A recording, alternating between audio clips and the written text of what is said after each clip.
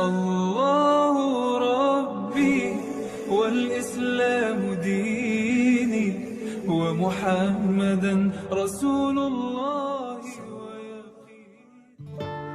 Rasulullah SAW tak banyak melakukan pergerakan terbuka setelah menerima wahyu pertama di Gua Hiro. Ajakannya terbatas pada orang-orang yang dikenalnya dengan baik. Milia kecilnya yang lama-kelamaan membesar. Selepas keran dakwah terang-terangan terbuka, Rasulullah Muhammad SAW dapat bergerak jauh lebih taktis. Ia melangkah tegap, pergi ke lembah Bato, lalu naik ke bukitnya. Di puncak bukit itu ketika posisinya tidak terhalang oleh benda apapun di depannya, ia berteriak keras, "Awas, ada musuh di pagi ini." Teriakan itu membuat geger orang-orang yang mendengar di sekitarannya. Mereka bergegas mengambil langkah untuk berkumpul dan berkerumun di sekeliling Rasulullah SAW. Lalu meminta penjelasan kepada Muhammad SAW. Benarkah berita yang tiba-tiba itu? Muhammad tidak pernah berdusta. Sekumpulan orang meriung, nanti kelanjutan berita apa yang akan mereka dengar. Muhammad SAW lantas berkata lantang, "Bagaimana pendapat kalian semua jika aku katakan bahwa ada musuh yang akan datang menyerang kalian di pagi dan petang hari? Apakah kalian akan percaya kepadaku?" Pertanyaan itu retoris belaka. Muhammad SAW sudah tahu setinggi apa kepercayaan orang-orang Quraisy kepadanya. Jikapun mereka dicucuk hidungnya untuk ditarik kemanapun oleh Muhammad SAW, mereka pasti rela. Mereka mempercayai persoalan itu ke tangan Muhammad. Jika mereka mencari siapa yang tak pernah berbohong dan dapat dengan tenang dipercayai, mereka akan menuju pintu Muhammad SAW. Dia terpercaya. Dia Al-Amin. Dia tak mungkin berdusta. Tak ada yang mengenalnya sebagai penyebar kebohongan, bahkan untuk sekedar candaan yang melipur kebosanan.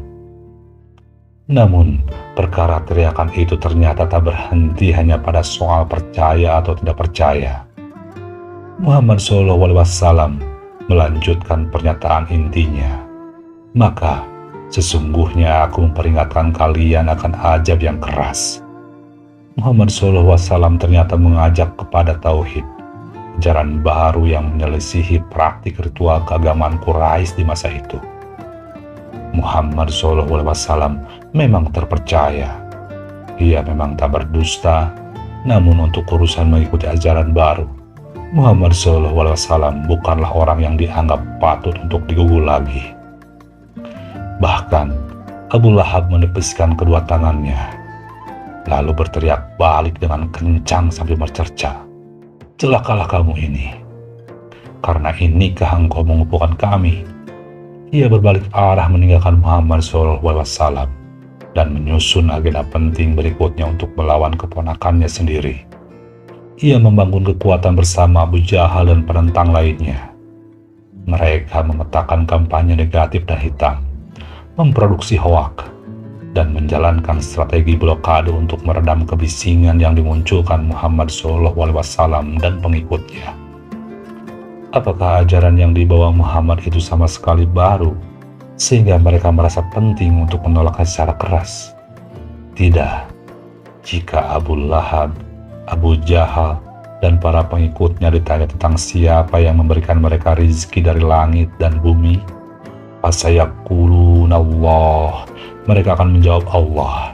Jika mereka ditanya siapa yang berkuasa membuat mereka mampu mendengar dan melihat, mengeluarkan yang hidup dari yang mati, dan mengeluarkan yang mati dari hidup, fasayaquluna Allah, mereka dapat menjawab Allah.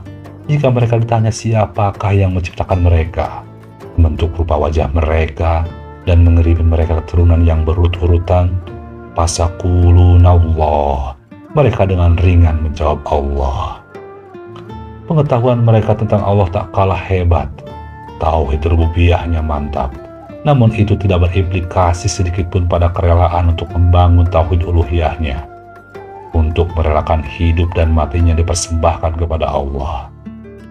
Abu Jahal bukan tak mengerti syahadat, bahkan ia mungkin lebih paham makna syahadat daripada kita yang sibuk berkomat-kamit berulang kali menyebutnya dalam tasahud di sholat-sholat kita. Ia lebih mengerti implikasi dari kalimat pendek yang begitu ringan kita baca itu. Syahadat bukan sekedar kesaksian, ia perjanjian teguh. Ketika kita menyatakan bahwa tiada Tuhan selain Allah, maka tidak boleh ada visi hidup selain berjalan ke arah Allah. Tidak boleh ada cita-cita yang lebih tinggi selain menuju Allah. Tidak boleh ada kiblat dari segala aktivitas kita selain diarahkan ke wajah Allah. Dan tidak boleh ada urusan-urusan lain yang mengalahkan urusan antara Allah dengan kita. Abu Jahal tak mampu menerima syahadat karena ia tak ingin kehilangan tahta, kekuasaan, kesenangan, privilege, dan kenyamanan yang selama ini dikuasai dan dieksploitasinya. Ia tidak ingin tunduk pada sesuatu yang bertentangan dengan hawa nafsunya. Ia tidak ingin terkekang pada aturan-aturan yang dianggapnya menghimpit kegembiraan dunianya, merongrong kekuasaannya, dan membuat stabilitas ekonomi dan finansial diri, keluarga, dan kelompoknya terancam.